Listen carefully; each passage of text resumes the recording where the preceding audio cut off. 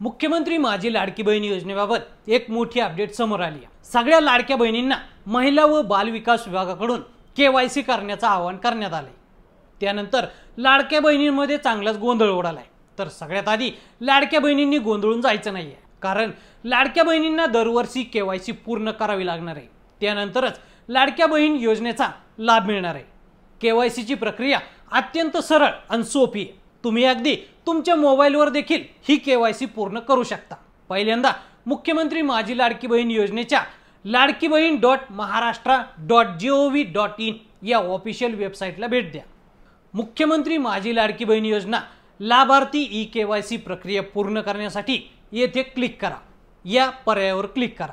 त्यानंतर नवीन web page open होईल। त्यानंतर ई केवायसी मुख्यमंत्री माझी लाडकी बहीण योजना या पेजवर लाभार्थी महिलेचा आधार क्रमांक टाका। त्यानंतर समोर दिसत असलेला कॅप्चा कोड टाका। कॅप्चा कोड टाकल्यानंतर आधार प्रमाणीकरणासाठी संमती द्या। त्यानंतर आधारला लिंक असलेल्या मोबाईलवर ओटीपी येईल, तो त्या ठिकाणी भरा। आता पुढे एक नवीन वेब पेज ओपन होईल। तिथं तुम्हाला पतीचा किंवा वडिलांचा आधार क्रमांक टाकायचा आहे। त्यानंतर समोर दिसत असलेला कॅप्चा कोड भरून सबमिट करा। आता पुन्हा तुम्हाला पतीच्या किंवा वडिलांच्या आधार लिंक असलेल्या मोबाईलवर ओटीपी येईल। ओटीपी टाकल्यानंतर तुमची माहिती तपासली जाईल। त्यानंतर पुढे एक वॉर्निंग येईल। केवायसी प्रक्रिया पूर्ण करण्यासाठी माहिती द्यावी लागेल। त्यातील दोन्ही पर्यायांवर होय असं पर्याय निवडायचा आहे। त्यानंतर तुम्हाला जात प्रवर्ग विचारला जाईल।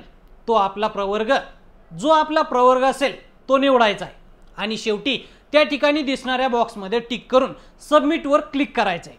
ही प्रक्रिया पूर्ण केल्यानंतर तुम्हाला केवायसी झाल्याचा मेसेज दिसेल। तर अशा पद्धतीने तुम्हाला केवायसी पूर्ण करता येईल।